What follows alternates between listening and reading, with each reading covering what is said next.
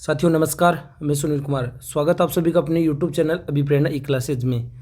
दोस्तों, शिक्षा मनोविज्ञान की जो कंप्लीट साइकोलॉजी बेस्ड जो टेस्ट सीरीज अपनी चल रही है, उसमें इससे पहले मैंने 50 क्वेश्चन सोल्व करवा दिए थे। आज अपन 51 से लेकर 100 तक के क्वेश्चन सोल्व करेंगे।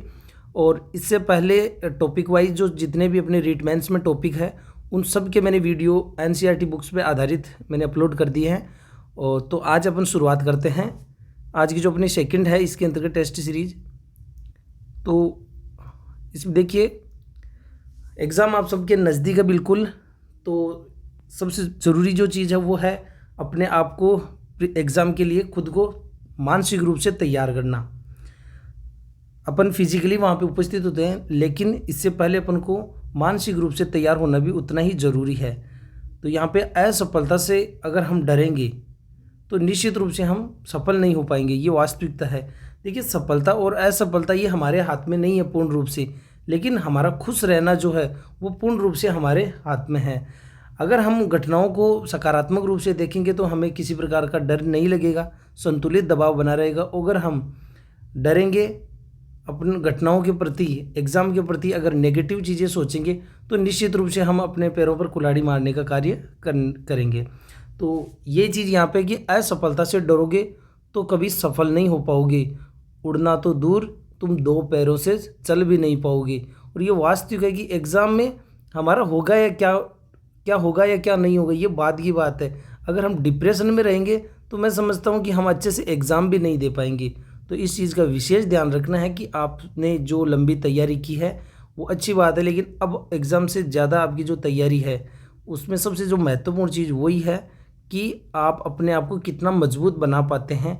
एग्ज़ाम में आप कितने अपना जो EQ सिस्टम है उसको कितना मजबूत बना पाते हैं, ये चीज़ ज़्यादा मायने रखेगी। तो चलिए शुरुआत करते हैं। आज का जो पहला क्वेश्चन है इसमें मनोविज्ञान का, ठोस वस्तुओं पर आधारित मानसिक संक्रिया के परिणाम स्वरूप समस्या समाधान पियाजे के संज्ञानात्मक विकास की कौन सी अवस्था को प्रदर्शित करती है। क्वेश्चन को ध्यान से पढ़ना है। मैं बार बार कह रहा हूँ कि एग्ज़ाम में आपको ज़्यादा से ज़्यादा लगभग 2 बार आप क्वेश्चन को अच्छे से पढ़े। ऑप्शन को देखने का कोई औचित्य नहीं है। क्वेश्चन की लैंग्वेज आपको समझना ज़्यादा ज़रूरी है, क्योंकि मनोविज्ञान आपके लिए 20 नंबर का मैटर रहेगा। तो इसके अंतर्गत हो जाएगा कौन सा, संवेदीपेशीय अवस्था, पूर्व संक्रियात्मक, मूर्त संक्रियात्मक अवस्था और औपचारिक संक्रियात्मक अवस्था। यहाँ पे अगला स्पष्ट रूप से आपको कह रहा है कि ठोस वस्तुओं के आधार पर मानसिक संक्रिया के परिणाम स्वरूप समस्या समाधान पियाजे के संज्ञानात्मक विकास की कौन सी अवस्था से संबंधित है। तो इसका हो जाएगा स। ठोस को अपन कह सकते हैं मूर्त संक्रियात्मक अवस्था। तो क्वेश्चन में इसका आंसर दे रखा है, बस थोड़ा सा आप ध्यान देते हैं। तो नेक्स्ट क्वेश्चन है, अधिगम के विभिन्न सिद्धांत व्याख्या करते हैं। क्या व्याख्या करते हैं? अधिगम के उत्पन्न एवं व्यक्त होने की कौशल, अधिगम में बुद्धि का योगदान, उसकी प्रक्रिया का, संज्ञान पर अधिगम में व्यक्तित्व की भूमिका का, और अधिगम घटित होने में अभिप्रेरणा के महत्व का। तो आपको पता ही, अधिगम के जो सिद्धांत है वो मोटे तौर पर 2 टाइप के अपने सिद्धांत चलते हैं, व्यवहारवादी और गेस्टाल्टवादी सिद्धांत। तो उसके अंतर्गत जितने भी सिद्धांत है वो व्यक्त करते हैं अधिगम किस तरीके से उत्पन्न। जैसे थांडाइक ये मानता है कि सीखना का जो है, सीख कैसे जा सकता है, बार बार अभ्यास के माध्यम से। या अपन बात करें चाहे गेस्टाल्ट की बात करें तो वो ये मानता है, उसका एक अलग मानना है कि व्यक्ति जब घटनाओं का, चीज़ों का समग्र रूप से प्रत्यक्षीकरण करेगा, उनका संज्ञानात्मक रूप से चिंतन करेगा, तो निश्चित रूप से वो सीख सकेगा। तो सब ने अलग अलग अधिगम के उत्पन्न होने के तरीके अलग अलग प्रदर्शित किए हैं। तो इसके अंतर्गत हो जाएगा। नेक्स्ट क्वेश्चन देखिए, अनुबंधन के द्वारा सीखना। अनुबंधन के द्वारा सीखना जो है, किसके द्वारा सीखना होता है? संज्ञान के द्वारा, साचर्य के द्वारा, मॉडलिंग के द्वारा और अवलोकन के द्वारा। अनुबंधन के द्वारा, तो ये किसके अंतर्गत आएगा? देखिए, आपको पता होना चाहिए कि जो अपने जो अधिगम के जो सिद्धांत चलते हैं, 2 ही सिद्धांत चलते हैं, मोटे तौर पे बात कर रहा हूँ मैं। एक तो चलता है अपना साचर्यवादी सिद्धांत और दूसरा चलता है गेस्टाल्टवादी सिद्धांत, जिसको अपन संज्ञानवादी सिद्धांतों के अंतर्गत भी लगभग लेते हैं। तो यहाँ पे अनुबंधन का जो सिद्धांत है, कौन से? थांडाइक है, पावलोव है, स्किनर है। ये सब कौन से सिद्धांत के अंतर्गत आते हैं? थांडाइक हो, चाहे पावलोव का हो, स्किनर का हो, ये सब सिद्धांत आते हैं, ये साचर्यवादी सिद्धांतों के अंतर्गत आते हैं। तो पावलोव के सिद्धांत से ये एक शब्द है अनुबंधन, ठीक है। तो अनुबंधन के द्वारा जो सीखना है वो साचर्य द्वारा सीखना होता है। तो इसके अंतर्गत क्या हो जाएगा? ब हो जाएगा। इसके अंतर्गत क्या हो जाएगा? ब हो जाएगा। नेक्स्ट क्वेश्चन देखिए, निम्नलिखित में से कौन राष्ट्रीय पाठ्यचर्या रूपरेखा 2005 के मार्गदर्शक सिद्धांतों का हिस्सा नहीं है? ज्ञान को स्कूल के बाहरी जीवन से जोड़ना, पढ़ाई रटंत प्रणाली से मुक्त हो यह सुनिश्चित करना, स्कूली शिक्षा में नव उदारवादी अवधारणा और परीक्षा को अपेक्षाकृत अधिक लचीला बनाना। तो इसके अंतर्गत कौन सा इसका हिस्सा नहीं है? तो इसके अंतर्गत हो जाएगा स, नव उदारवादी अवधारणा। बाकी ये जो है अ, ब और द, ये जो मार्गदर्शक जो सिद्धांत है उसके अंतर्गत है कि ज्ञान जो है स्कूल तक ही सीमित नहीं रहना चाहिए, वो बाहरी जीवन से भी जुड़ा हुआ होना चाहिए। और स्कूली शिक्षा पढ़ाई जो है रटंत प्रणाली से मुक्त हो और परीक्षा को अपेक्षाकृत अधिक लचीला बनाया जाए। नेक्स्ट क्वेश्चन, सीखने के रचनात्मक दृष्टिकोण अपन कह सकते हैं निर्मितवादी या कंस्ट्रक्टिव पर्सपेक्शन। तो उसके बारे में कौन सा कथन सही नहीं है? इसके बारे में पूछा गया आपको, रचनात्मक दृष्टिकोण के बारे में पूछा गया कौन सा कथन इनमें सही नहीं है? नया सीखना पूर्व की समझ पर निर्भर करता है, छात्र स्वयं के अनुभवों के बजाय शिक्षक के माध्यम से ज्ञान का निर्माण करता है, शिक्षार्थी अपनी समझ से ज्ञान का निर्माण करते हैं, और फिर द है संज्ञानात्मक विकास निर्वात में घटित नहीं होता है। तो इसके अंतर्गत कौन सा कथन सही नहीं है? तो देखिए ज्ञान का जो निर्माण होता है, हम शिक्षण विधियों में भी पढ़ते हैं कि बालक को जो भी ज्ञान प्रदान किया जाए, शिक्षा दी जाए, वो उसके पूर्व ज्ञान पर या पूर्व समझ पर आधारित होना चाहिए नया ज्ञान। तो बिल्कुल ये उसके लिए सहायक होगा, ठीक है, ज्ञान का निर्माण करने में। फिर दूसरा जो ऑप्शन यहाँ पे स्वयं के अनुभवों के बजाय शिक्षक के माध्यम से ज्ञान का निर्माण किया जाता है, तो ये कथन यहाँ पे गलत है।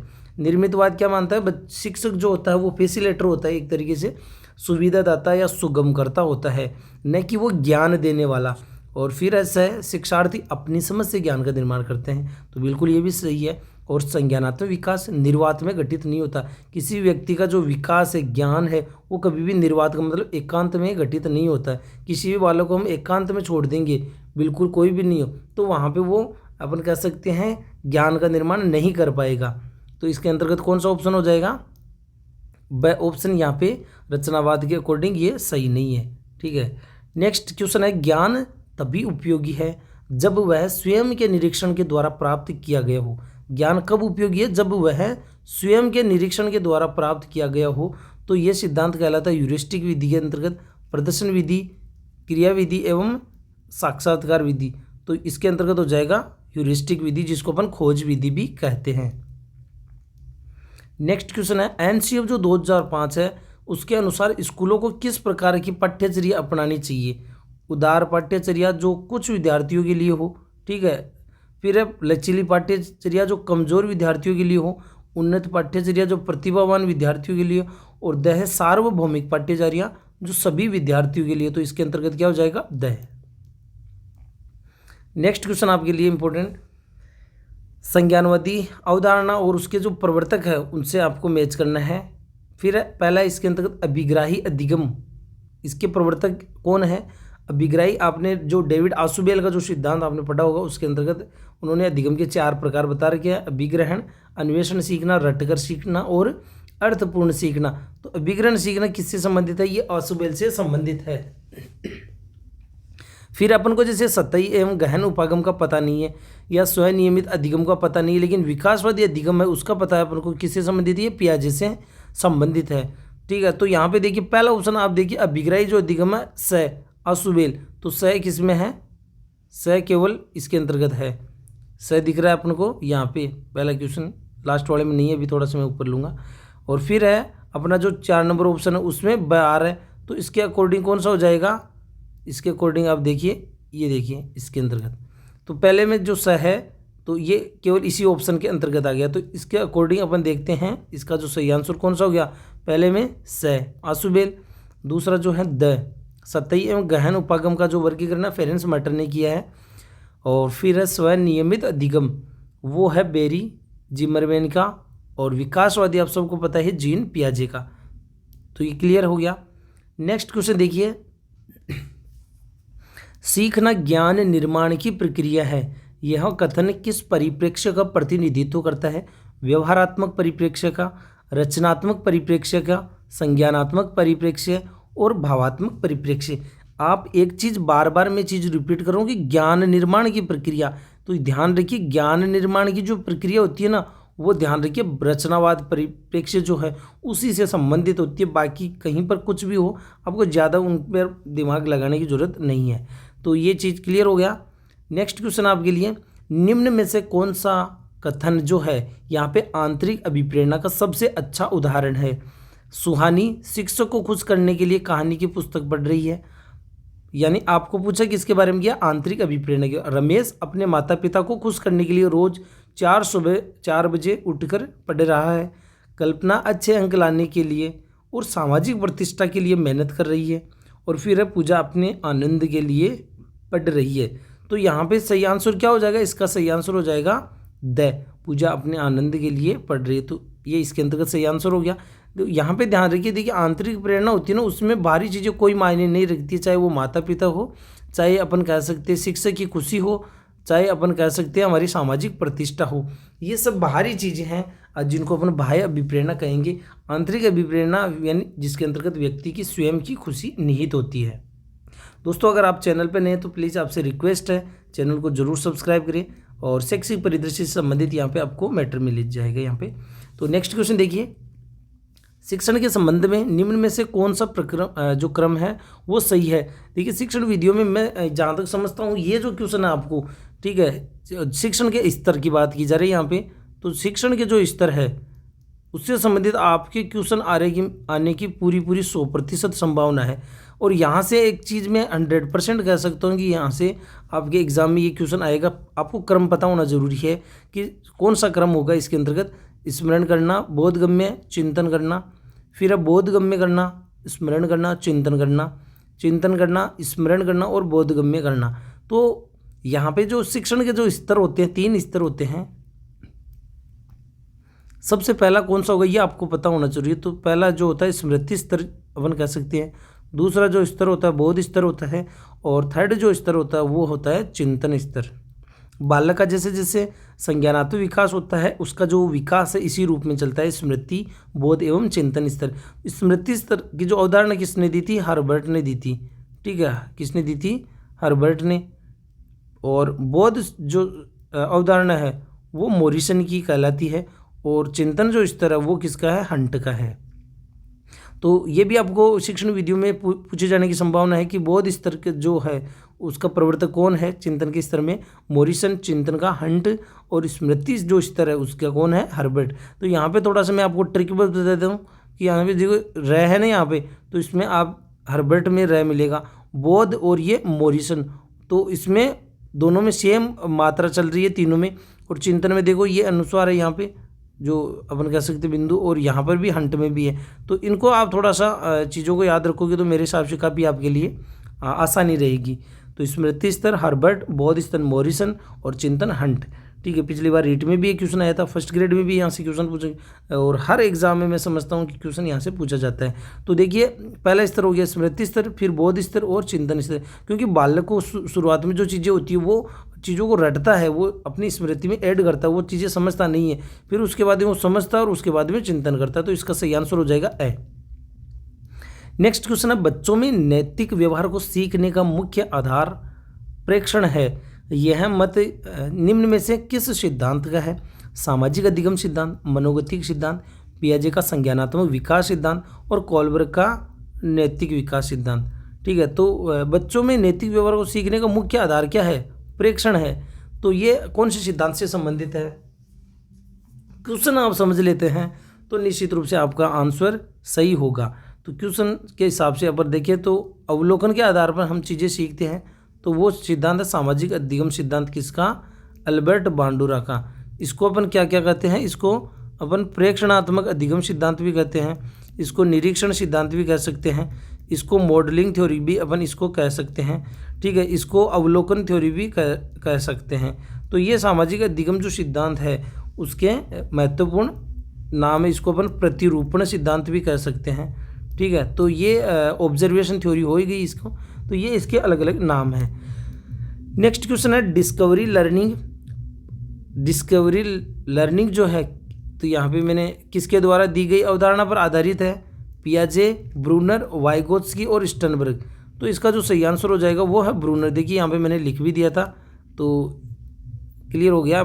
डिस्कवरी लर्निंग जो है वो किसकी दी गई अवधारणा पर आधारित है? ब्रूनर की दी गई अवधारणा पर आधारित है। नेक्स्ट क्वेश्चन, अपनी मानसिक प्रक्रिया एवं रणनीतियों के बारे में जागरूकता को क्या कहते हैं? अपन meta thinking, meta cognition, meta memory एवं मेटा इंटेलिजेंस। तो दोस्तों इसका जो सही है यहाँ पे पहले आपको देखना होगा, अपनी मानसिक प्रक्रिया एवं रणनीतियों के बारे में जागरूकता, इसको अपन कह सकते हैं मेटा कॉग्निशन। नेक्स्ट क्वेश्चन, रचनात्मक अधिगम में शिक्षक की भूमिका होती है। रचनात्मक अधिगम में शिक्षक की भूमिका होती है मित्र की, सुगमकर्ता की, अनुदेशक की और निर्देशक की। तो रचनात्मक कौन सा अधिगम, मैं बार बार बात कर रहा हूँ, जिसको अपन कह सकते हैं निर्मितवादी अधिगम। तो इसमें जो शिक्षक जो होता है, शिक्षक किस रूप में होता है? मित्र के रूप में नहीं होता है, फैसिलिटेटर के रूप में होता है, वो सुविधादाता होता है, वो ज्ञान प्रदान करने वाला नहीं होता, वो सुविधा प्रदाता होता है। तो इसके अंतर्गत वह हो गया। नेक्स्ट क्वेश्चन देखिए, अपना जो मैनेजमेंट का भी अपने क्वेश्चन आते हैं, तो उसमें एक क्वेश्चन मैंने यहाँ पे डाला है, और कल आज इवनिंग को या फिर कल जो शैक्षिक परिदृश्य है उसके टोटल एक वीडियो में मैं 100 क्वेश्चन करवाऊँगा। तो आप चैनल को ज़रूर सब्सक्राइब करिए ताकि इसके जो क्वेश्चन है वो आपको मिल सके। विद्यालय संगठन के बारे में कौन सा कथन सही नहीं है? इनमें देखना, विद्यालय संगठन के बारे में कौन सा कथन सही नहीं है? विद्यालय संगठन एक सक्रिय और विकासशील इकाई है। विद्यालय संगठन का स्वरूप परिस्थितियों या आवश्यकताओं के साथ नहीं बदलता है, यानी एक तरीके से अपन कह सकते हैं लचीलेपन का अभाव। विद्यालय संगठन विभिन्न व्यक्तियों का समूह होता है जो छोटा और बड़ा हो सकता है, और विद्यालय संगठन एक साधन है जो सामान्य निर्धारित उद्देश्यों को प्राप्त करने में सहायता प्रदान करता है। तो ये भी कथन यहाँ पे सही है, विभिन्न व्यक्तियों का समूह होता है जो छोटा और बड़ा होता है, ठीक है, और विद्यालय संगठन का रूप परिस्थितियों आवश्यकताओं के साथ नहीं बदलता। तो यहाँ पे ये कथन गलत हो गया। तो इसके अकॉर्डिंग अपन देखेंगे तो कौन सा कथन इसमें सही नहीं है? ब, बाकी सब सही है। नेक्स्ट क्वेश्चन, जीन पियाजे के सिद्धांत से संबंधित मौजूदा जो ज्ञान में नई जानकारी को शामिल करने की जो प्रक्रिया उसको अपन क्या कहते हैं? तो इसके अंतर्गत क्या होगा? आत्मसातीकरण, अनुकूलन, समंजन, या अपन कह सकते हैं साम्य धारणा। तो दोस्तों जो अपना जो स्कीमा होता है, स्कीमा अपन किसको कहते हैं? स्कीमा अपन किसको कहते हैं? ज्ञान का जो संगठन है। ये स्कीमा वास्तव में है क्या? ज्ञान का एक संगठन है। ये क्या है? ज्ञान का एक संगठन है। अब इस स्कीमा में हम नई चीज़ें जब बाहर से ऐड करते हैं किसी भी माध्यम से, ठीक है, तो वो जो प्रक्रिया है उस प्रक्रिया को अपन क्या कहते हैं? आत्मसातीकरण कहते हैं। ठीक, समझ गए? बाहर से जो भी हमारे पास जो ज्ञान आ रहा है लोगों के माध्यम से, किस में आ रहा है? वो स्कीमा में ऐड होता जा रहा है, क्योंकि स्कीमा क्या है? वास्तव में हमारे लिए ज्ञान का एक संगठन है। ठीक है, स्कीमा क्या है? ज्ञान का एक संगठन है। तो इसमें जो भी चीज़ें ऐड होती जा रही है उसको अपन कह देंगे आत्मसातीकरण। और जब समंजन क्या होता है? जब हमें लगे कि अपनी स्कीमा में जो तथ्य हमारे पास लोगों के द्वारा आए हैं उसमें कुछ बदलाव करना है, अकोमोडेशन यहाँ पे अपन इसको कहेंगे। समंजन को क्या कहते हैं? अकोमोडेशन। ठीक है, तो ये अकोमोडेशन क्या है? अपनी इस स्कीमा में बदलाव करना। ठीक है यार, बदलाव करना, तो ये चीज़ क्या कहलाएगी? समंजसन। और संतुलन, इसको साम्य धारणा का इक्विलिब्रियम जो होता है इसको अपन कहते हैं साम्य धारणा। ये चीज़ क्या होती है कि भाई एक चीज़ होती है कि जो चीज़ अपन को पता चला कि ये चीज़ गलत है, तो उस गलत में अपन ये मानते हैं कि मैं गलत नहीं हूँ, सामने वाला गलत है, या सामने वाला ये कहता है कि मैं गलत नहीं हूँ, आप गलत है। तो वो एक टकराव की जो स्थिति बनती है, असाम्य धारणा जिसको कहते हैं अपन, डिसइक्विलिब्रियम कहते हैं। तो जब चीज़ों को अपन समंजन करेंगे, उसमें चीज़ें हटाएंगे, उसमें से क्या करेंगे? कुछ चीज़ों को अपन हटाएंगे और नई चीज़ें उसमें डालेंगे। ठीक है, हमारे ज्ञान में जो चीज़ें गलत है उन तथ्यों को बाहर निकालेंगे और जो सही तथ्य है उनको अपन इसमें शामिल करेंगे। तो जैसे ही अपन कह सकते हैं तालमेल होगा, सही चीज़ें सामंजस्य होगी, तो वो एक संतुलन बन जाएगा जिसको अपन क्या कहते हैं? इक्विलिब्रियम। ठीक है, और एक तरीके से वो क्या हो जाएगा? वातावरण और लोगों के बीच में क्या हो जाएगा? अपन कह सकते हैं इसको अडेप्टेशन का काम भी ये चीज़ इसके अंतर्गत हो जाती है। तो यहाँ पे मैंने क्या क्वेश्चन क्या पूछा है? मौजूदा ज्ञान में नई जानकारी को शामिल करना। तो इस ज्ञान में जो देखो यहाँ पे जो नई जानकारी शामिल की जा रही है, यहाँ पे इस समंजन में जो नई जानकारी बाहर से ऐड की जा रही है उसको क्या कहते हैं अपन? आत्मसातीकरण। तो इसका जो सही आंसर क्या हो जाएगा? इसका सही आंसर हो जाएगा ए, आत्मसातीकरण। नेक्स्ट क्वेश्चन आपके लिए, निम्नलिखित में से कौन किशोरावस्था की एक सामान्य विशेषता नहीं है? किशोरावस्था की सामान्य विशेषता काल्पनिक दर्शन, ठीक है, अपराजेयता, व्यक्तिगत कल्पित कहानियाँ और आज्ञा पालन। तो ये जो सब है यहाँ पे, ये किशोरावस्था की महत्वपूर्ण विशेषताएं हैं। व्यक्तिगत अपने बारे में काल्पनिक कहानियाँ क्रिएट करना, अपराजेयता, ठीक है, काल्पनिक दर्शक। लेकिन यहाँ पे एक विशेषता जो इसके अंतर्गत नहीं है, आज्ञा पालन, क्योंकि किशोरावस्था जो है अपन कह सकते हैं एक अस्थिरता का अभाव होता है और वो अपन कह सकते हैं तार्किक उसकी सोच विकसित होती है। तो वैसी स्थिति में कहीं ना कहीं विद्रोह की जो उसकी भावना होती है और लोगों की भावनाओं से जो विचार है उससे भी कम मेल होता है। तो इस कारण से कहीं ना कहीं एक आज्ञा पालन का जो गुण है वो उसमें कम देखने को मिलता है। नैतिकता का आपने कोलब्रग का सिद्धांत भी पढ़ा है। शुरुआती जो तीन जो अपन कह सकते हैं 3 चरण, उसमें 2 चरण जो है उसके अंदर पहले चरण में तो वो बातों को स्वीकार करता है दबाव की वजह से। दूसरे चरण में उसकी तार्किक सोच इतनी डेवलप नहीं होती है, इसलिए वो ये मान के चलता है कि समाज में जो नियम है, जो बने हुए नियम है वो कहीं ना कहीं सही है, इसीलिए लोग उनको मान रहे हैं। लेकिन किशोरावस्था आ जाती है तो वहाँ पे बालक की जो संज्ञानात्मक विकास हो जाता है तो उसकी तार्किक सोच डेवलप हो जाती है। और वैसी स्थिति में कहीं ना कहीं यहाँ पर देखते हैं कि उसमें वो आज्ञा पालन का जो गुण पहले था वो यहाँ पे देखने को नहीं मिलता है। नेक्स्ट क्वेश्चन आपके लिए, सीखने के रचनात्मक दृष्टिकोण के बारे में कौन सा कथन सत्य नहीं है? तो कंस्ट्रक्टिविज्म जो है उसका जो कंसेप्ट है, मेरे समझता हूँ कि ये इस टाइप के क्वेश्चन से आपकी चीज़ें क्लियर हो जाएगी। तो यहाँ पे है सीखने के रचनात्मक दृष्टिकोण के बारे में कौन सा कथन सही नहीं है? नया सीखना पूर्व की समझ पर निर्भर करता है। शिक्षार्थी पर्यावरण से उद्दीपन से निष्क्रिय प्राप्त करता है।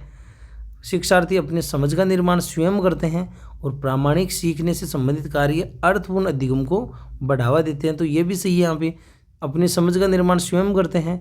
नया सीखना पूर्व, ये कथन तो मैंने पहले वाले क्वेश्चन में डाल रखा था, एक केवल ये ऑप्शन तो, लेकिन यहाँ पे इसका क्या हो जाएगा? शिक्षार्थी पर्यावरण से उद्दीपन निष्क्रिय प्राप्त करता है। तो जो बालक होता है वो निष्क्रिय प्राप्त करता नहीं होता है, बल्कि वो क्या होता है? सक्रिय प्राप्त करता होता है। तो आगे नेक्स्ट देखिए, आपसे फिर से रिक्वेस्ट है, चैनल पे अगर आप नए तो चैनल को ज़रूर सब्सक्राइब करें ताकि आने वाले हर महत्वपूर्ण वीडियो का नोटिफिकेशन मिल सके और ये हमारे लिए भी एक मोटिवेशन है। नेक्स्ट क्वेश्चन है कि किसने सबसे पहली बार भावात्मक बुद्धि की परिकल्पना प्रस्तुत की? Peter Salovey, Mayer, Daniel Goleman, Gardner एवं अल्फ्रेड बिने। तो दोस्तों इसका जो सही आंसर हो जाएगा पीटर सेल्वे एवं मेयर ने सबसे पहली, और इस अवधारणा को प्रसिद्धि दिलाने वाले जो व्यक्ति थे वो थे डैनियल गोलमैन। तो कौन सी सहकारी अधिगम की विशेषता नहीं है? आपको यहाँ पे पूछा जा रहा है सहकारी अधिगम की विशेषता। सामूहिक लय से, अब देखिए मैंने कुछ बदलाव किया है, लेकिन थोड़ा सा ये चीज़ देखने की होगी कि आप क्या समझ पाए या नहीं समझ पाए। सामूहिक लक्ष्य सहकारी अधिगम की विशेषता नहीं है। व्यक्तिगत उत्तरदायित्व है, सफलता के लिए समान अवसर और सक्रिय छात्रों पर अतिरिक्त भार। तो सहकारी जो होता है ना उसको अपन एक तरीके से कह सकते हैं जो समूह में रहते हुए जब हम अधिगम करते हैं, ठीक है, तो एक तरीके से वो सामाजिक निर्मितवाद से मिलती जुलती चीज़ है। तो सामाजिक निर्मितवाद में क्या होता है कि सबको एक ही लक्ष्य दिया जाता है, जिसको अपन कहते हैं सामूहिक लक्ष्य होता है, सबका एक ही लक्ष्य होता है। सामाजिक निर्मितवाद के अंतर्गत व्यक्तिगत उत्तरदायित्व, अब समूह में जितने 5 सदस्य हैं तो सबकी व्यक्तिगत उत्तरदायित्व बनता है कि ऐसे नहीं है कोई ऐसा सोच ले कि नहीं हम तो 5 है वो 4 लोग ऐसा कर लेंगे। सभी की अपनी अपनी व्यक्तिगत उत्तरदायित्व होता है और सफलता के लिए सबको समान अवसर मिलना चाहिए कि सब अपनी भूमिका निभाए चीज़ों को सीखने में, बताने में, किसी भी सहकारी अधिगम में। तो यहाँ पे तीनों जो चीज़ें हैं सहकारी अधिगम से जुड़ी हुई हैं, लेकिन सक्रिय छात्रों पर अतिरिक्त भार डालना ये कहीं ना कहीं सहकारी अधिगम के अंतर्गत सम्मिलित नहीं है। भाई 5 व्यक्ति है, ठीक है, तो इसका मतलब ये नहीं कि ये 3 व्यक्ति सक्रिय तो ये 2 भी अपना भार इन पर डाल दे, ये चीज़ गलत है। सहकारी अधिगम के अंतर्गत क्या हर व्यक्ति अपना तरफ से जितना वो अपना योगदान दे सकता है वो उतना अपना योगदान देगा और उसी में सार्थकता है। तो question number clear. Next question है अपना, कक्षा 1 से 12 तक की जो पाठ्य पुस्तकों का मुद्रण एवं वितरण कौन सी संस्था करती है? राजस्थान राज्य पाठ्य पुस्तक मंडल जयपुर, राजस्थान प्रारंभिक शिक्षा परिषद जयपुर, राजस्थान शिक्षाकर्मी बोर्ड जयपुर एवं राजस्थान मदरसा बोर्ड जयपुर। तो इसका सही आंसर क्या हो जाएगा? इसका सही आंसर हो जाएगा ए। राजस्थान राज्य पाठ्य पुस्तक जो मंडल है जयपुर, उसके द्वारा कक्षा 1 से 12 तक की जो पाठ्य पुस्तक हैं दोस्तों, उसके प्रिंटिंग का कार्य इसके द्वारा किया जाता है। लेकिन यहीं अगर आपको क्वेश्चन इस मुद्रण की जगह अगर चेंज कर दिया जा रहा है और निर्धारण का अगर नाम आ जाए तो क्या करोगे आप? कक्षा 1 से 12 तक के निर्धारण का जो कार्य ध्यान रखिए RSCRT एवं BSER के द्वारा किया जाता है। तो चीज़ें अपन को छोटी छोटी हमारे लिए सिलेक्शन में काफ़ी महत्वपूर्ण साबित होगी ये चीज़ें। नेक्स्ट क्वेश्चन है RT के तहत कक्षा 6 से 8, मैंने 2 क्वेश्चन इसमें आ गए हैं यहाँ पे जो शैक्षिक परिदृश्य वाले। RT के तहत कक्षा 6 से 8 तक शैक्षणिक वर्ष में निर्धारित कार्य दिवसों की संख्या कितनी होती है? तो मेरे हिसाब से आपके ये चीज़ें तो बेसिक क्लियर है। 200 कार्य दिवस, 230, 220 एवं 235। तो इसका हो जाए 6 से 8 की बात की जा रही है तो 220 कार्य दिवस इसके अंतर्गत हो जाएगा। नेक्स्ट क्वेश्चन है किशोरों द्वारा संवेगों की अभिव्यक्ति सामाजिक परिस्थितियों की उपयोगिता के अनुकूल करने की जो योग्यता है वो क्या कहलाती है? किशोरों द्वारा संवेगों की अभिव्यक्ति कैसे है? सामाजिक परिस्थितियों की उपयोगिता के अनुकूल। सामाजिक परिस्थितियां ना उनके अनुकूल व्यक्त करना, ये चीज़ क्या कहलाएगी? सांवेगिक परिपक्वता, आत्मसातीकरण, बुद्धि एवं अधिगम। तो समाज में अपने संवेगों को प्रदर्शित करना समाज के अनुकूल, तो वो चीज़ कहलाती यहाँ पे सांवेगिक परिपक्वता। क्या कहलाएगी? सांवेगिक परिपक्वता। नेक्स्ट क्वेश्चन देखिए, निर्मितवाद के समर्थक नहीं है। तो जो कंस्ट्रक्टिविज्म की जो अवधारणा है निर्मितवाद या अपन जिसको अपन कहते हैं रचनावाद, तो इसके समर्थक कौन कौन है? यहाँ पे आपको पूछा कौन समर्थक नहीं है, तो देखिए ध्यान रखिए ब्रूनर, वाइगोत्स्की, पियाजे, ये सभी इसके समर्थक है, लेकिन वाटसन जो है निर्मितवाद के समर्थक नहीं है। तो ये चीज़ भी आपकी क्लियर हुई। नेक्स्ट क्वेश्चन है अधिगमकर्ता से संबंधित, और आप इससे एक रिक्वेस्ट विशेष करें कि आप अपने दोस्तों तक भी इसको जरूर ज़्यादा से ज़्यादा शेयर करें ताकि सबको इसका लाभ मिले। नेक्स्ट क्वेश्चन यहाँ पे अधिगमकर्ता से संबंधित अधिगम को प्रभावित करने वाला कारक है शिक्षक का मानसिक स्वास्थ्य और समायोजन स्तर। अधिगमकर्ता से संबंधित अधिगम को प्रभावित करने वाला कारक विद्यार्थी का उपलब्धि विवरणा स्तर, शिक्षक की अपने विषय पर पकड़ और उपरोक्त सभी। तो इसका सही आंसर क्या हो जाएगा? मैं फिर से कह रहा हूँ ये चीज़ कि जब तक हम क्वेश्चन को अच्छे से नहीं पढ़ेंगे तो आपका ऑप्शन देखने का कोई मतलब नहीं है। हम समय व्यतीत करें तो इस चीज़ में विशेषकर सुधार कर लें आप कि ऑप्शन आपको देखना नहीं है जब तक आपको क्वेश्चन क्लियर समझ में नहीं आई। यहाँ पे आपको अगला ये एक चीज़ कह रहा है अधिगमकर्ता से संबंधित, तो शिक्षक का मानसिक स्वास्थ्य ये शिक्षक से संबंधित है। और फिर है दूसरा यहाँ पे विद्यार्थी का उपलब्धि विवरण, तो ये उपलब्ध विद्यार्थी से संबंधित है और ये भी शिक्षक की अपनी विशेष पर पकड़। यहाँ पे अगला कह रहा है आपको स्पष्ट रूप से इंडिकेट कर रहा है कि अधिगमकर्ता से संबंधित अधिगम को प्रभावित करने वाला कारक आपको पूछा जा रहा है। तो ये चीज़ें थोड़ा सा ये चीज़ मैं कह रहा हूँ कि आप क्वेश्चन की लैंग्वेज को पढ़ो, उसको समझो। नेक्स्ट क्वेश्चन है अधिगम की प्रक्रिया के संबंध में सही कथन नहीं है। अधिगम की प्रक्रिया के संबंध में सही कथन नहीं है, कौन सा? परिपक्वता के परिणाम स्वरूप होने वाला व्यवहारगत परिवर्तन है, ये जीवन पर्यंत चलने वाली प्रक्रिया है, अनुभव अभ्यास के परिणाम स्वरूप चलने वाली प्रक्रिया है, एवं यह संज्ञानात्मक प्रक्रिया है। इनमें से कौन सा कथन अधिगम की प्रक्रिया के बारे में सही नहीं है? तो इसका सही आंसर क्या होगा? इसका जो सही आंसर हो जाएगा वो है ए। ठीक है, यहाँ पे देखिए व्यक्ति के व्यवहार में होने वाला जो परिवर्तन है अगर परिपक्वता के कारण हो रहा है तो वो चीज़ अधिगम नहीं कहलाएगी। परिपक्वता क्या है? एक स्वाभाविक प्रक्रिया है और उसके माध्यम से हमारे व्यवहार में जो स्वाभाविक परिवर्तन होते हैं उनको हम अधिगम की श्रेणी में नहीं ले सकते। अधिगम की श्रेणी में कब आएगी? जब हम अनुभव एवं अभ्यास के परिणाम स्वरूप हमारे होने वाली जो भी प्रक्रिया उसको हम अधिगम कहेंगे। तो ये भी चीज़ मेरे हिसाब से क्लियर हुई। नेक्स्ट क्वेश्चन आपके लिए, किशोरावस्था के सामाजिक विकास को प्रभावित करने वाला वातावरण संबंधित कारक कौन सा है? किशोरावस्था के सामाजिक विकास को प्रभावित करने वाला वातावरण संबंधी कारक आपको पूछा गया है। कौन सा पूछा गया है इसके अंतर्गत? वातावरण संबंधी कारक। तो इसके अंतर्गत क्या हो जाएगा? संवेग, बुद्धि, साथी समूह एवं हार्मोन्स। कौन सी अवस्था की बात की जा रही है? किशोरावस्था। संवेग जैविक यानी उस व्यक्ति से संबंधित है, लेकिन सामाजिक वातावरण है ना उससे संबंधित जो कारक है वो कौन सा हो जाएगा इसके अंतर्गत? उसका जो साथी समूह है। इसके अंतर्गत क्या हो जाएगा? साथी जो समूह है वो सामाजिक विकास को प्रभावित करने वाला महत्वपूर्ण कारक है। नेक्स्ट क्वेश्चन है, शिक्षक के पास जितने भी साधन है, शिक्षक के पास जितने भी साधन है उनमें सर्वाधिक महत्वपूर्ण क्या है? अभिप्रेरणा है। यह कथन किसका है? गुड का, रूसो, पील महोदय एवं स्टीवेंसन। तो शिक्षक के पास जितने भी साधन हैं उसमें सर्वाधिक महत्वपूर्ण जो क्या है अभिप्रेरणा। तो इसका जो सही आंसर हो जाएगा वो हो जाएगा स्टीवेंसन की ये परिभाषा है। नेक्स्ट क्वेश्चन, एक निश्चित संख्या में सही प्रतिक्रिया करने पर प्रशिक्षक द्वारा पुरस्कार देना किस प्रकार की पुनर्बलन अनुसूची का उदाहरण है। निश्चित देखिए आपको पता होना जरूरी है, साथ में थोड़ा सा मैं चीज़ों क्लियर हूँ। एक तो अपन होता है कि एक तो सतत पुनर्बलन होता है और एक आंशिक पुनर्बलन होता है। एक तो सतत पुनर्बलन और एक आंशिक पुनर्बलन होता है। आंशिक जो पुनर्बलन होता है उसको दो भागों में बांटा गया है। कौन कौन सा, एक तो अनुपात में और एक बांटा गया है अंतराल में। ठीक है, तो यहाँ पे अनुपात जो उसके अंतर्गत भी दो है, उसके अंतर्गत भी कौन कौन से दो है, निश्चित, ठीक है, निश्चित अनुपात अनुसूची और एक अनिश्चित, जिसको अपन क्या कहते हैं एक तरीके से चर अनुपात भी कह सकते हैं और परिवर्त्य भी अपन इसको कह सकते हैं। अंतराल में भी ये दो अनुसूचियाँ हो गई। ठीक है, कौन सी, निश्चित और ये अनिश्चित, या अपन कह सकते हैं चर अनुपात या परिवर्त्य। अब यहाँ पे देखिए ये जो होता है ना कि अनुपात अनुसूची, ठीक है, ये किसका है, ध्यान दीजिए, ये इसका भाग अपन पढ़ रहे हैं। सतत का कोई भाग नहीं है, आंशिक है, ये सब भाग है। अनुपात जो अनुसूची काम में ली जाती है, ठीक है, अनुपात और अंतराल। अनुपात जो होते हैं अनुक्रिया के आधार पे दी जाती है, प्रतिक्रिया के आधार पे दी जाती है, और अंतराल जो देखा जाता है वो दिया जाता है समय के आधार पर, और ये किसके आधार पे, अनुक्रिया के आधार पे।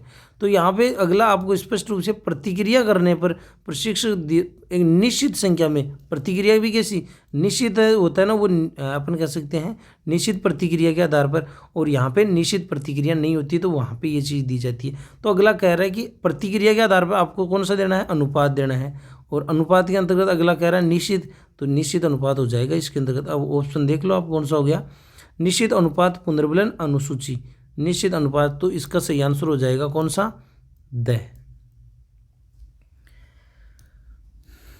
नेक्स्ट क्वेश्चन है, समायोजन की प्रक्रिया में कौन सा लक्षण पाया जाता है।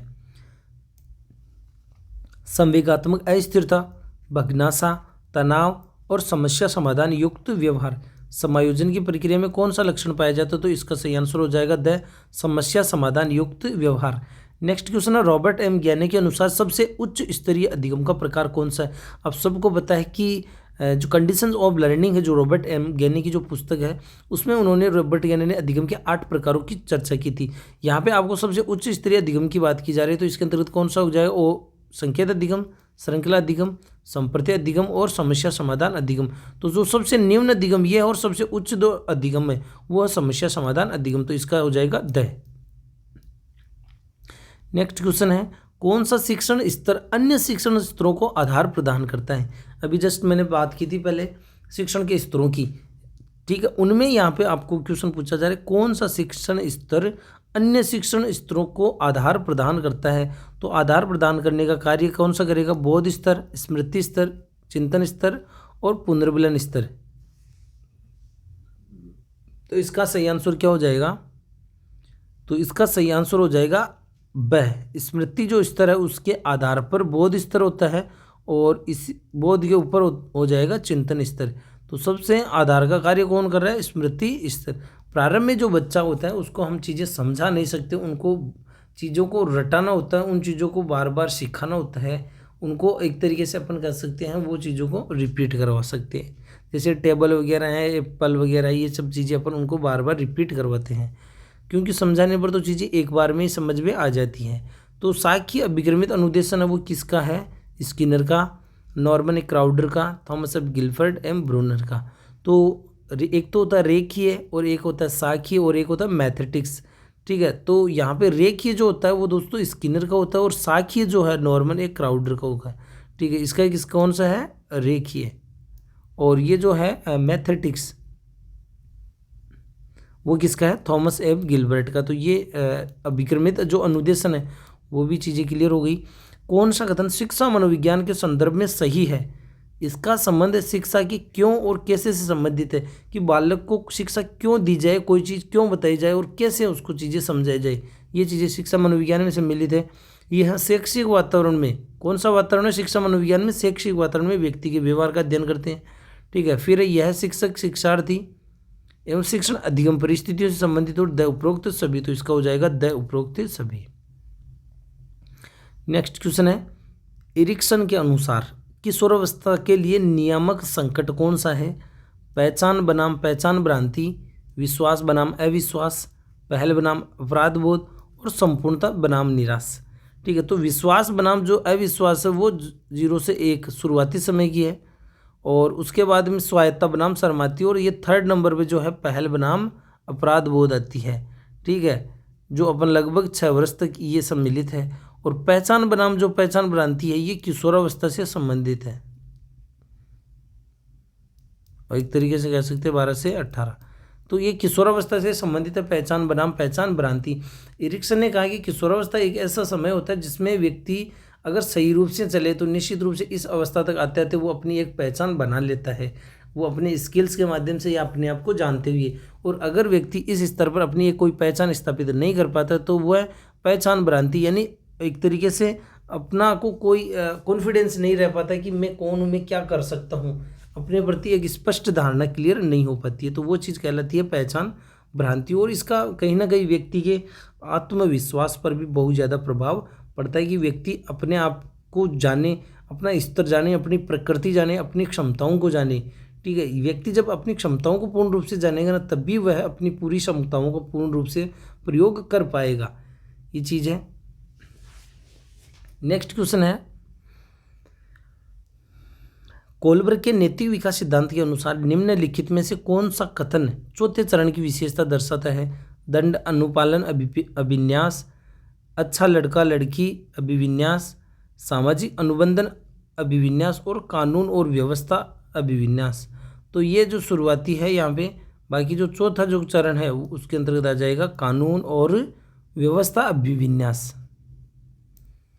नेक्स्ट क्वेश्चन देखिए, मॉडलिंग का जो संप्रत्यय किसके द्वारा, या अपन कह सकते हैं किसके सिद्धांत पर आधारित है? स्किनर के, टॉलमैन के, गुथरी एवं बांडुरा। अभी मैंने जस्ट थोड़ी देर पहले बात की थी, मॉडलिंग जो थ्योरी है वो अल्बर्ट बांडुरा की। किसकी? अल्बर्ट बांडुरा की, जिन्होंने प्रतिरूपण सिद्धांत भी अपन उसको कहते हैं।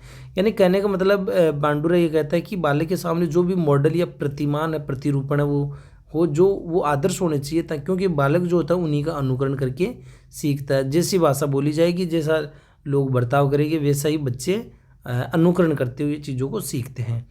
फिर है नेक्स्ट क्वेश्चन, एक बालक के व्यक्तित्व मापने की सर्वाधिक वस्तुनिष्ठ विधि है, ये चीज़ आपको करनी है। इसके अंतर्गत क्या होगा? मैं फिर बार कह रहा हूँ, ये चीज़ आप गलती करोगे तो निश्चित रूप से इसका खामियाजा आपको भुगतना पड़ेगा। यहाँ पे बड़ी चीज़ मैं कह रहा हूँ कि आप क्वेश्चन की लैंग्वेज जब तक नहीं समझते, मैं समझता हूँ आप ऑप्शन को मत देखिए, उनको कोई देखने का उचित ही नहीं है। ठीक है, क्योंकि ऑप्शन से आप यहाँ पे कोई मैथ तो है नहीं कि आप उनका सॉल्यूशन निकालोगे, तो ये साइकोलॉजी है, तो चीज़ें क्वेश्चन को आपको अच्छे से समझना पड़ेगा, चाहे वो हिस्ट्री हो, कोई भी सब्जेक्ट हो। तो एक बालक के व्यक्तित्व मापने की सर्वाधिक वस्तुनिष्ठ विधि, तो पहली चीज़ तो ये आती है, आपको ये थोड़ा सा कंसेप्ट क्लियर होना जरूरी है कि वस्तुनिष्ठ जो विधियाँ होती है उसके अंतर्गत कौन सी विधियाँ होती है, और आत्मनिष्ठ विधियाँ जो होती है उसके अंतर्गत कौन सी विधियाँ आती है। तो देखिए, जो प्रक्षेपी विधियाँ होती है उनकी एक सबसे बड़ी महत्वपूर्ण पहचान ये होती है कि प्रक्षेपी जो विधियाँ होती है ना, उसमें पूर्ण रूप से चीज़ों को बारे में व्यक्ति पूर्ण रूप से नहीं कह सकता, यानी एक तरीके से इनमें वस्तुनिष्ठता का अभाव होता है। इसमें क्या होता है? वस्तुनिष्ठता, यानी किसी व्यक्ति को क्या दिखाई दे रहा है वो स्पष्ट नहीं है पूर्ण रूप से, और उसके बारे में अलग अलग मनोवैज्ञानिक अलग अलग धारणाएं बना सकते हैं, क्योंकि वो प्रक्षेपी विधि है। तो प्रक्षेपी विधियाँ कौन कौन सी? शाही दबाव विधि, रोजनविक चित्रगत कुंठा परीक्षण, ड्राई मैन टेस्ट। लेकिन यहाँ पे जो समाजमिति जो विधि है आपको शायद पता नहीं हो, आपको ये तो पता है रोरसा शाही दब्बा परीक्षण, कथानक बोध परीक्षण, ठीक है, वाक्य पूर्ति परीक्षण। लेकिन रोजनविक जो चित्रगत जो कुंठा परीक्षण है, ड्राई मैन टेस्ट है, ये व्यक्तित्व मापन की प्रक्षेपी विधियों के अंतर्गत आते हैं। तो ध्यान रखिए, अभी रीट में ये क्वेश्चन पूछा गया था।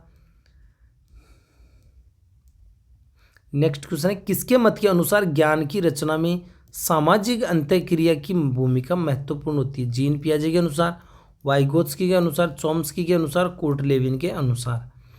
ज्ञान की रचना में सामाजिक अंतःक्रिया की भूमिका होती है। तो ज्ञान का निर्माण के बारे में सबकी अपनी अपनी अवधारणाएं हैं, लेकिन यहाँ पे बालक का ज्ञान किस संदर्भ में होता है? सामाजिक अंतःक्रिया के द्वारा ही होता है। इस बात को समर्थन करने वाले, इस पर बल देने वाले और इस पर प्रसिद्धि पाने वाले व्यक्ति थे वाइगोत्स्की, रूसी मनोवैज्ञानिक। नेक्स्ट क्वेश्चन है, जीन पियाजे के संज्ञानात्मक विकास सिद्धांत के अनुसार संरक्षण के नियम की समझ बालक में कब विकसित होती है? यहाँ पे ये चीज़ आपके लिए नहीं है। संवेदीपेशी अवस्था, पूर्व संक्रियात्मक अवस्था, मूर्त संक्रियात्मक और औपचारिक संक्रियात्मक अवस्था। पहले आपको ये समझना जरूरी है कि संरक्षण का नियम क्या होता है।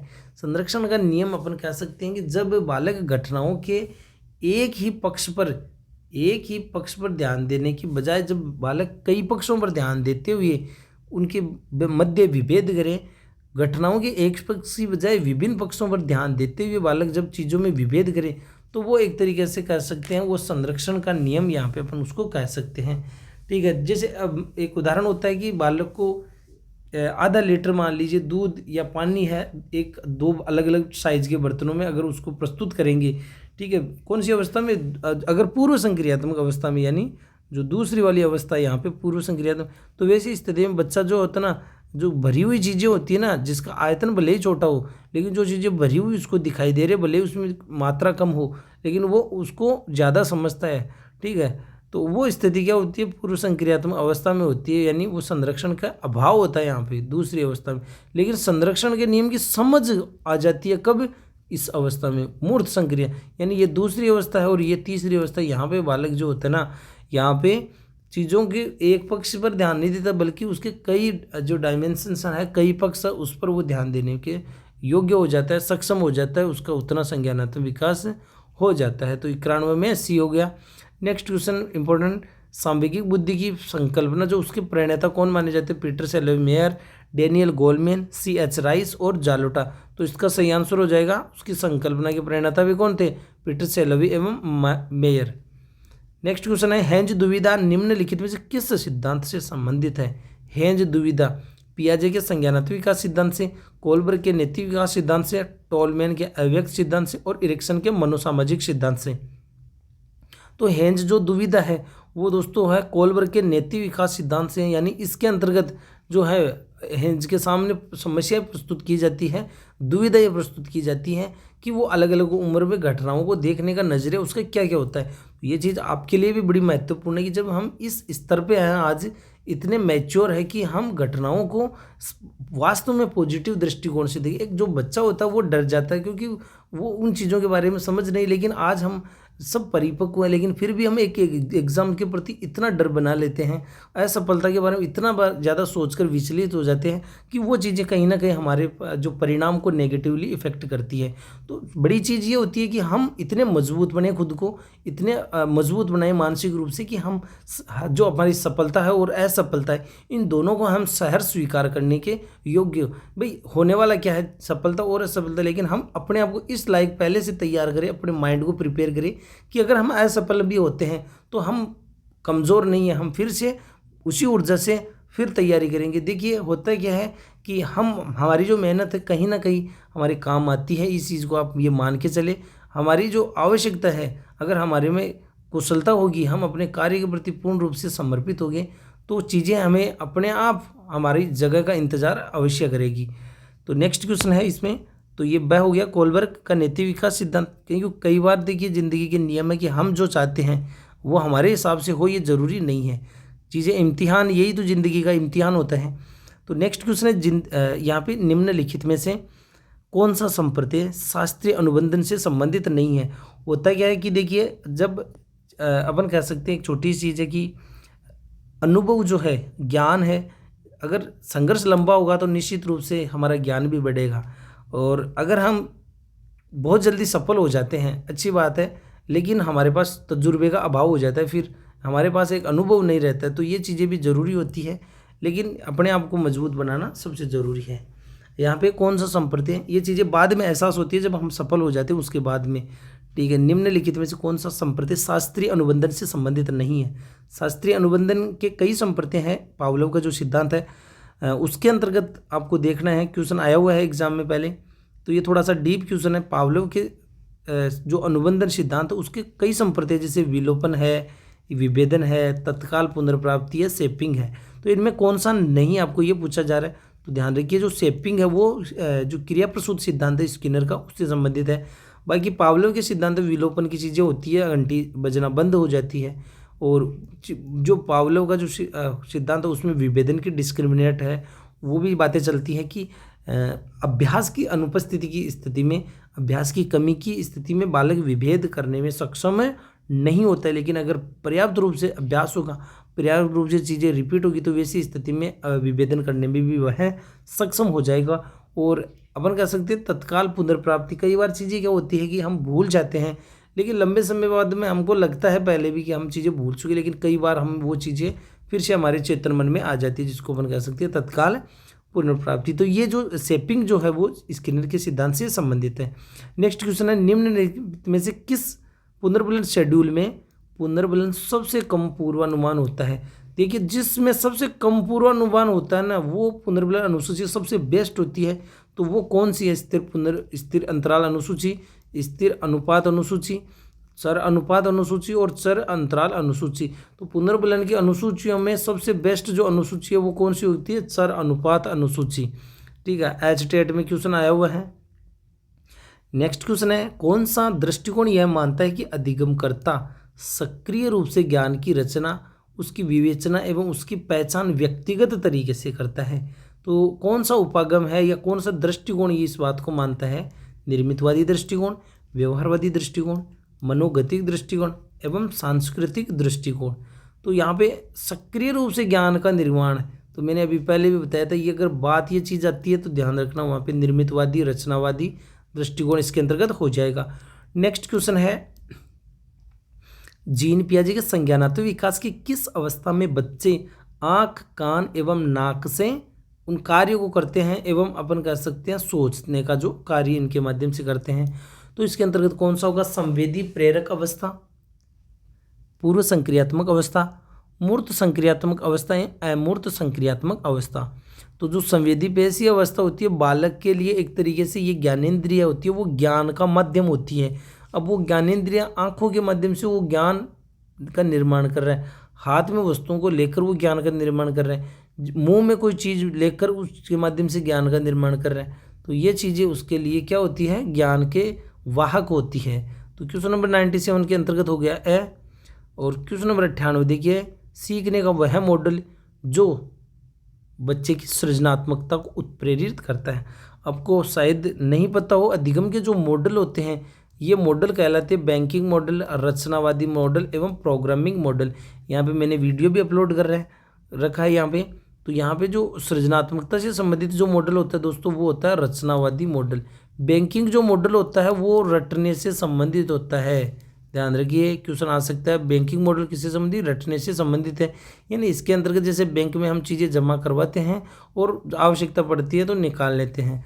ठीक है, समझने वाली कोई चीज़ें इसके अंतर्गत नहीं होती हैं। प्रोग्रामिंग मॉडल होता है ना, ठीक है, उसके अंतर्गत बालक को चीज़ों का तरीका बताया जाता है। यहाँ पे सीखने सिखाने का तरीका बताया जाता है। और रचनावादी जो मॉडल है उसमें बालक स्वयं अपने अनुभवों के माध्यम से सक्रिय रहते हुए क्या करता है? ज्ञान का निर्माण करता है। ये चीज़ इसके अंतर्गत आ जाती है रचनावादी मॉडल के अंतर्गत।